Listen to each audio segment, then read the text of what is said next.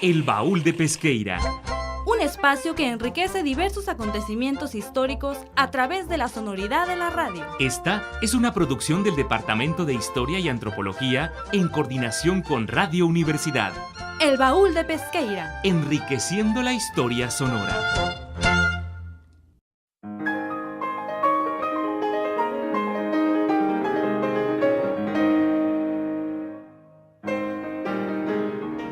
Hola, ¿qué tal? Los saluda su amigo Mario Lemus y esto es El Baúl de Pesqueira. Los invitamos a quedarse con nosotros. El día de hoy dedicaremos nuestro programa a la Revolución Cubana. Para comenzar tenemos a Daniel Montaño, quien nos dará un contexto de la Cuba de Batista. El día a día a través de la historia. Fechas, Personajes lugares y acontecimientos que hoy son parte del pasado. que hoy son historia. A través de nuestra sección Diario.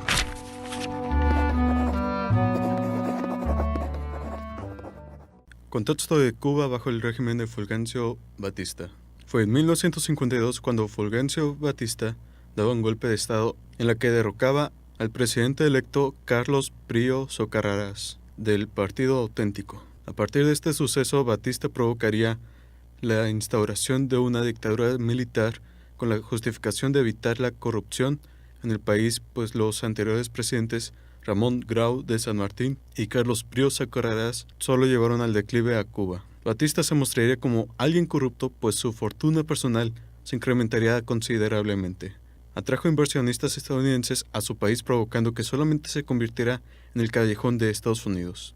Las ganancias de todas las inversiones iban a manos de las oligarquías cubanas. Entre ellas, el propio Batista obtenía su parte. Sería su negociación con gángsters lo que provocaría la construcción de hoteles, casinos, hipódromos, entre otros sitios de entretenimiento. Mientras tanto, los cubanos vivían en una situación deplorable. La gente moría de hambre y era totalmente reprimida en caso de alguna sublevación. Inclusive se daba la persecución de comunistas. La dictadura de Batista llegaba a durar casi 10 años y los cubanos ya lo veían con odio. Para el 26 de julio de 1953, luego del ataque al cuartel Moncada, entre los cuales se encontraba Fidel Castro, algunos cubanos habían demostrado que estaban en desacuerdo con el régimen de Batista. Para 1954 hubo elecciones en las que quedaba Batista en el poder otra vez. Ante esto se dio varios movimientos en respuesta al fraude de las elecciones. Los cubanos crearon entonces el movimiento 26 de julio, conformado por pequeños burgueses y guerrilleros como Fidel Castro. Estados Unidos, por su parte, vio peligrar sus intereses y apoyó con material bélico al gobierno de Batista, quien no dudó en usar inclusive las bombas napalm. Pero ante la presión internacional hacia fines de los 50, Estados Unidos deja de vender armas al gobierno cubano, sentenciándolo. Para 1958 se dieron unas últimas elecciones, las que fueron boicoteadas por el pueblo cubano, mostrando la ineficiencia de Batista, dando paso a una de sus últimas acciones, que fue su escape del país. Sin duda podemos apreciar cómo se da el ascenso del poder de Batista y cómo se dan las contradicciones en lo que según él sería un digno líder. Para el Baúl de Pesqueira, Daniel Montaño.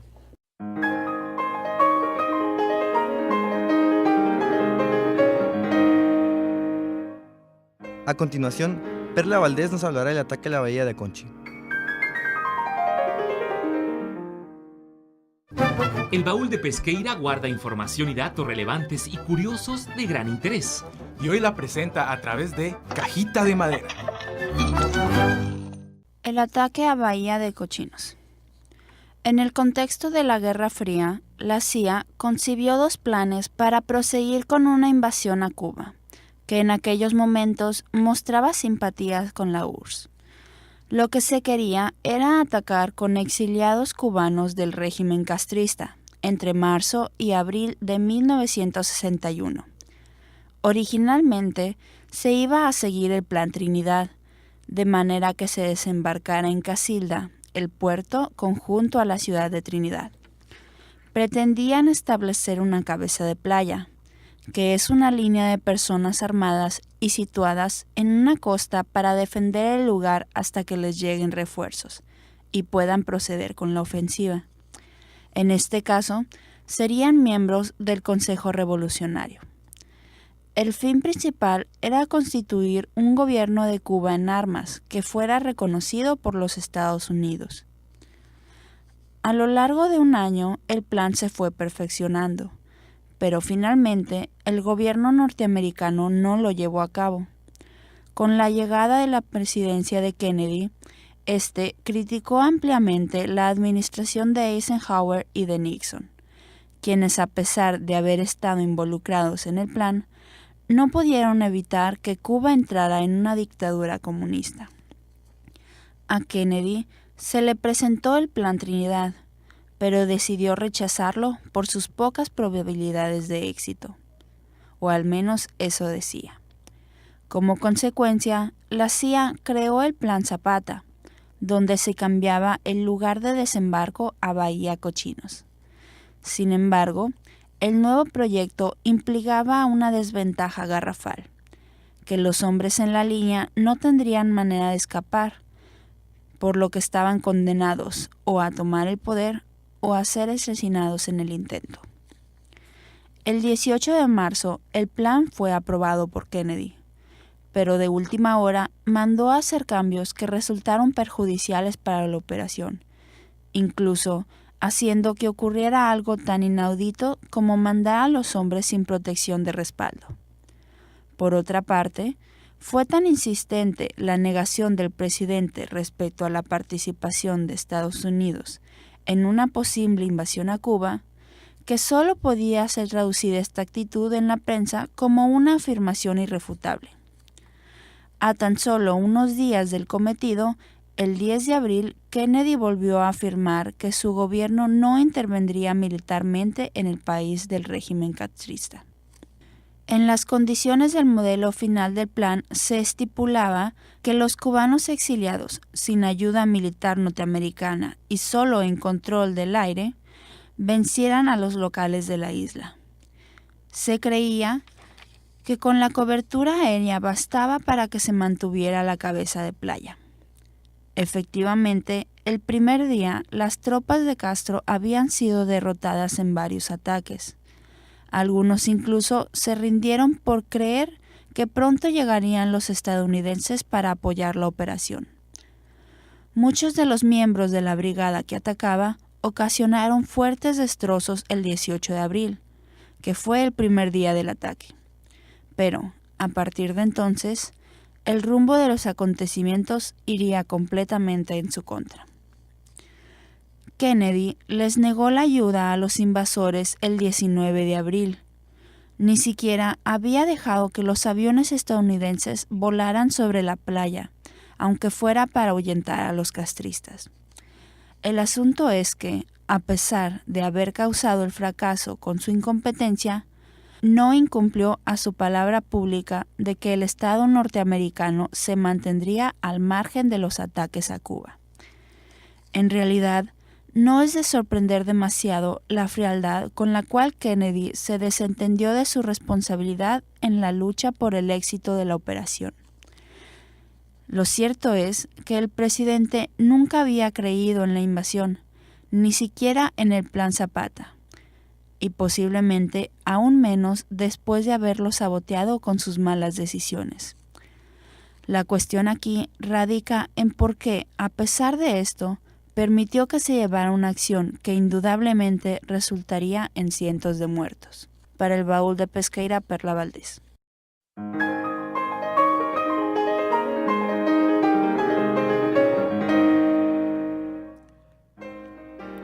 Seguimos con Ana García, en una colaboración con Samuel Noroña, quien nos hablará del bloqueo por parte de Estados Unidos a Cuba.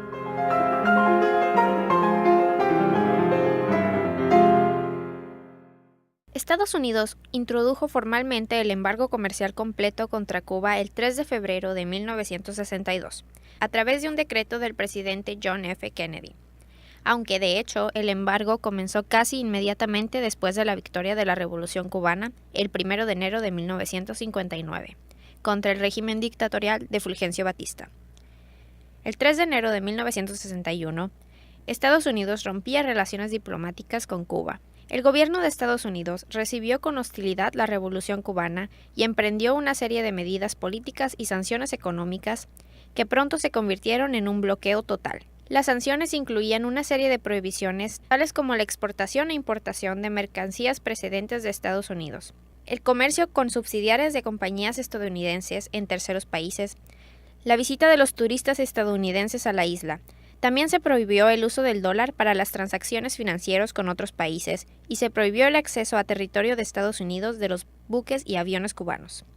En julio de 1963, se puso veta a cualquier transacción con La Habana y se congelaron los valores de Cuba dentro de Estados Unidos.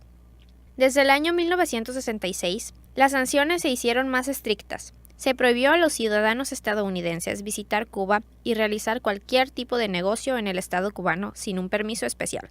A las compañías estadounidenses en terceros países se les prohibió trabajar con empresas cubanas, exportar a Estados Unidos productos de producción cubana o que contuvieran componentes procedentes de la isla. En 1992, Estados Unidos adoptó la llamada Ley Torricelli, que además de establecer medidas para limitar el transporte marítimo a Cuba, prohibía el comercio de las subsidiarias de compañías estadounidenses establecidos en terceros países con Cuba.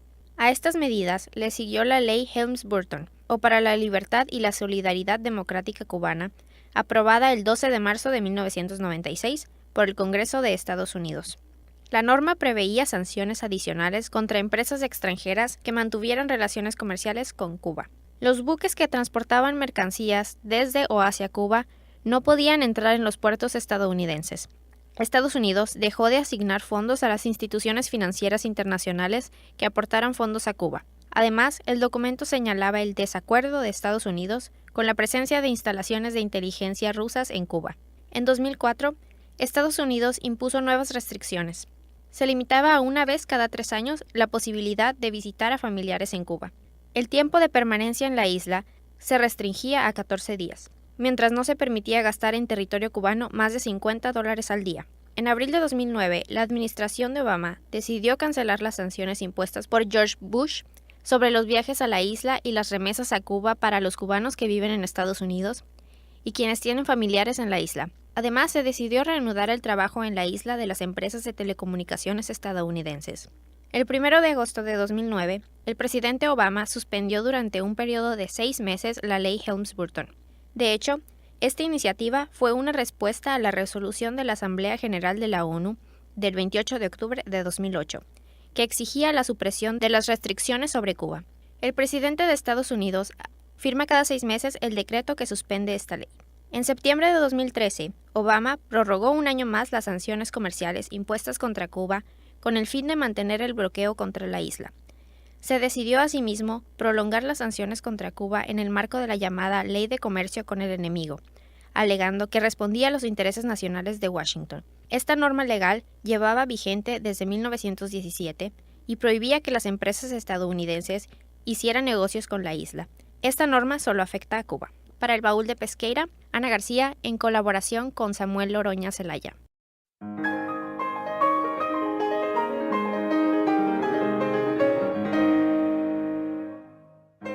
Ahora les presentaré una canción de Silvio Rodríguez titulada La Masa.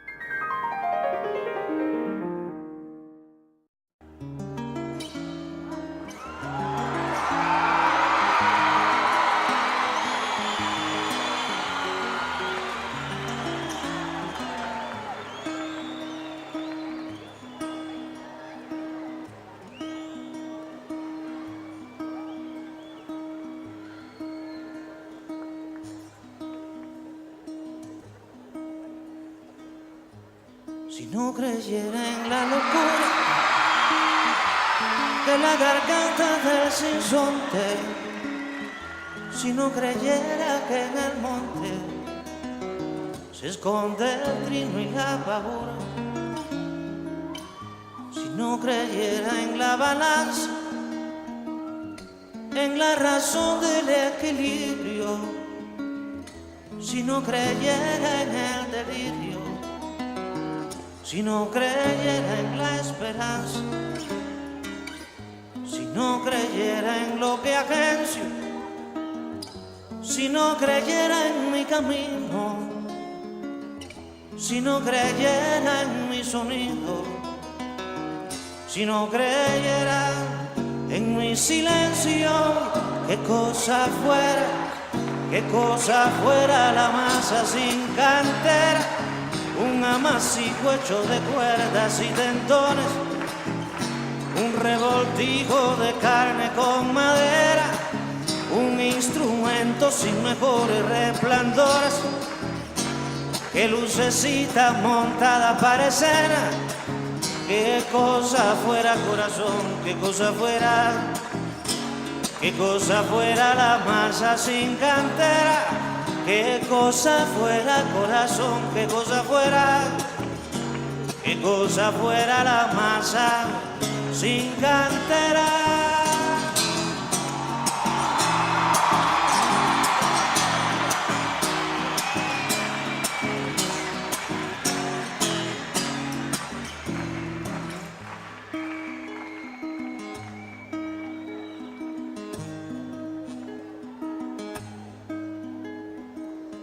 Si no creyera en lo más duro, si no creyera en el deseo, si no creyera en lo que creo, si no creyera en algo puro,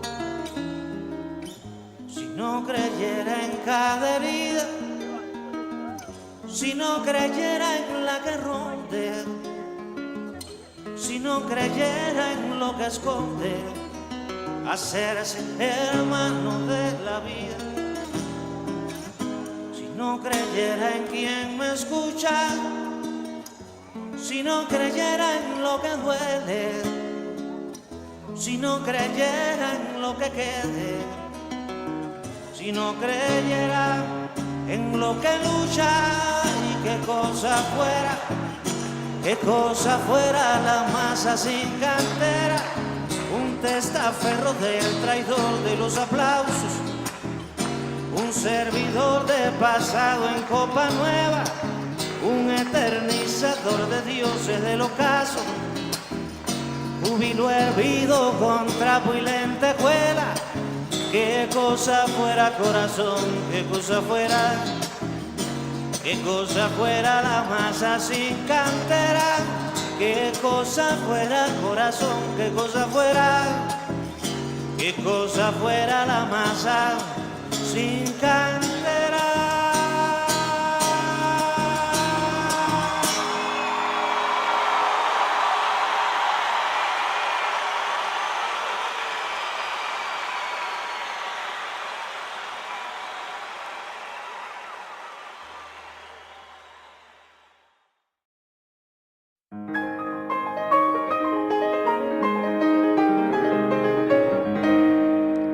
Para finalizar, tenemos a Ana García, quien nos hablará de la Revolución Cubana en la cultura popular.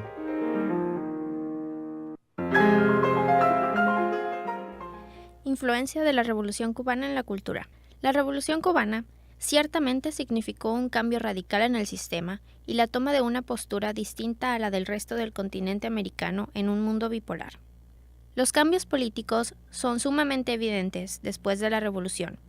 Sin embargo, los cambios culturales propios de este nuevo sistema reflejan, por un lado, los ideales que se intentaban implementar al imaginario colectivo y, por otro, la reacción de la sociedad a los cambios y la oposición al sistema.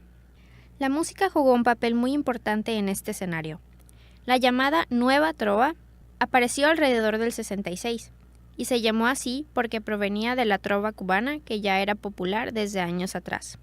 A causa del auge que estaba teniendo, para diciembre de 1972 se fundó en Manzanillo el movimiento de la Nueva Trova, el cual realizaba encuentros anuales para discutir sobre música, letras y criterios estéticos. Estas canciones de protesta contenían temas sociales y políticos.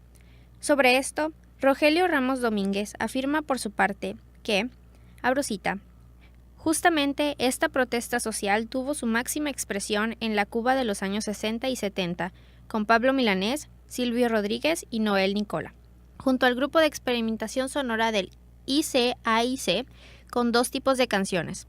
Por un lado, las que apoyaban el modelo revolucionario y por otro, las que denunciaban el avance de las dictaduras en Latinoamérica, la guerra de Vietnam y los genocidios en Camboya.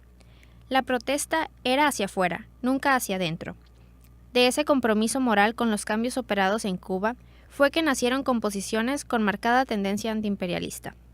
Lo anterior es notable en piezas como la exitosa Cuba Va, interpretada por Pablo Milanés, Silvio Rodríguez y Noel Nicola, cuya letra dice: «Del amor estamos hablando, por amor estamos haciendo, por amor se está hasta matando, para por amor seguir trabajando».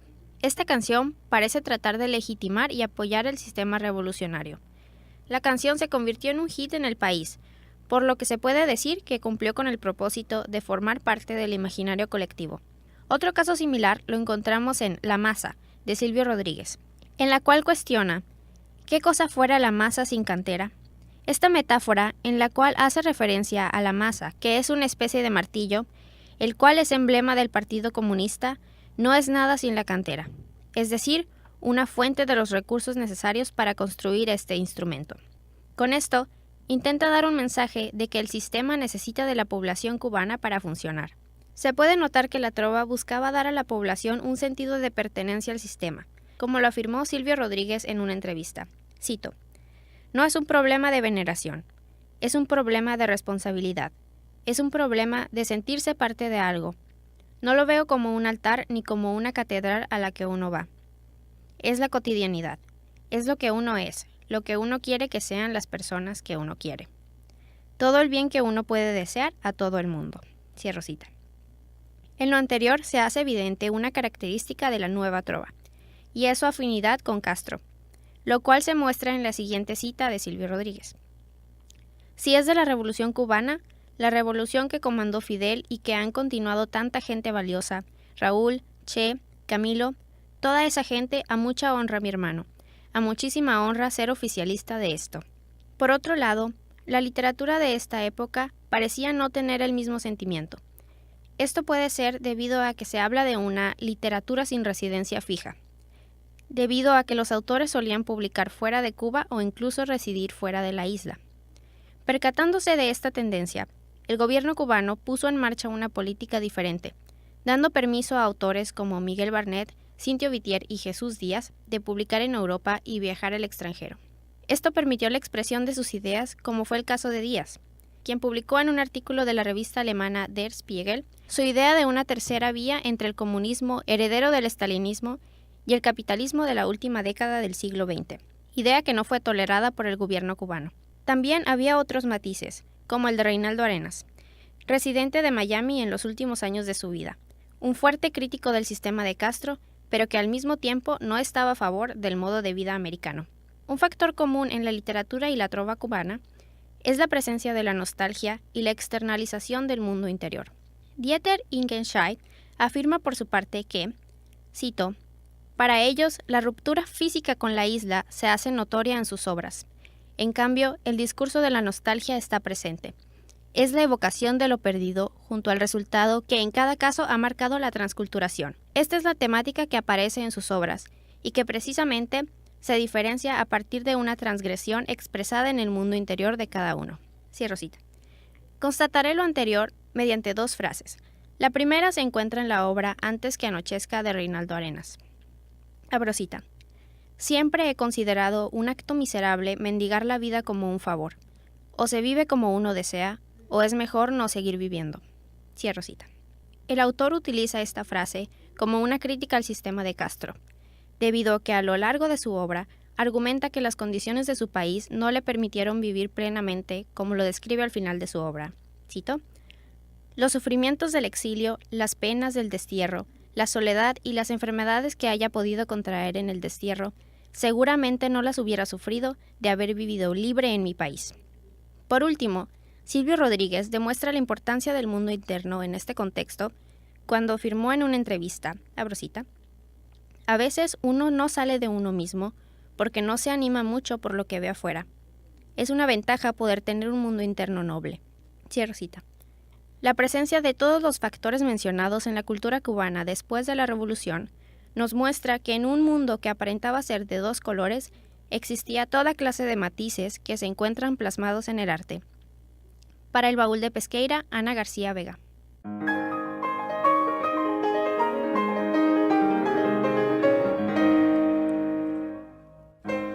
Por hoy hemos llegado a la parte final de nuestro programa. Les agradecemos el haberse quedado con nosotros y los invitamos a sintonizarnos en una próxima emisión. Se despide su amigo Mario Lemus y esto es El Baúl de Pesqueira, enriqueciendo la historia sonora.